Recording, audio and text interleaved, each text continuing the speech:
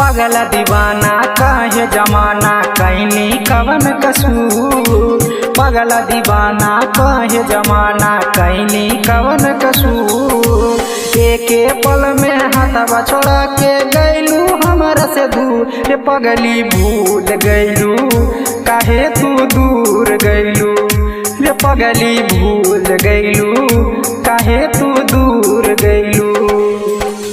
पागल दीवाना काहे जमाना कैनी कवन कसूर। पागल दीवाना काहे जमाना कैनी कवन कसूर। एके पल में हाथवा छोड़ा के गैलू हमरा से दूर। पगली भूल गैलू काहे तू दूर गैलू।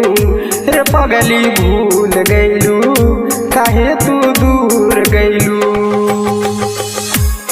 रब किसी को किसी पर फिदा ना करे, करे तो कयामत तक जुदा ना करे।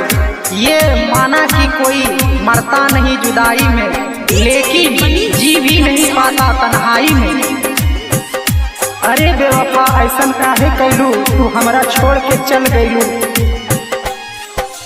कैले रहलू वादा जान कबो ना भुलाइब, कबो ना भुलाइब। कैले रहलू वादा जान कबो ना भुलाइब। तोहरे संगे जियब तोहरे संगे मर जाइब। तोहरे संगे जियब तोहरे संगे मर जाइब। क्रिया तू खैलू हमके भुलैलू अखिया से पहेलू। रे पगली भूल गैलू काहे तू दूर गैलू।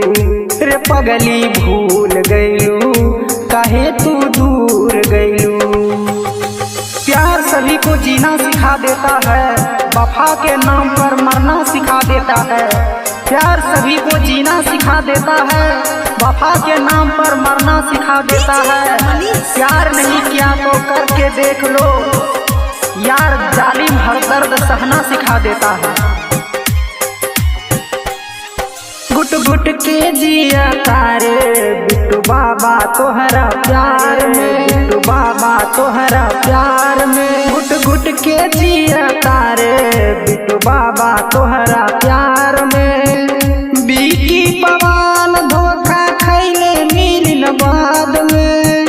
बीकी पवन धोखा खैले न मिली बाद में। ठीक नहीं कैलू दिलवा दुखैलू टुकड़ा कैलू हजार। पगली भूल गैलू काहे तू दूर गैलू।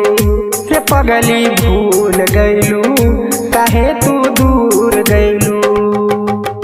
पगल दीवाना कहे जमाना कैनी कवन कसूर। एके पल में हाथ छोड़ा के गैलू हमरा से दूर। पगली भूल गैलू काहे तू दूर गैलू।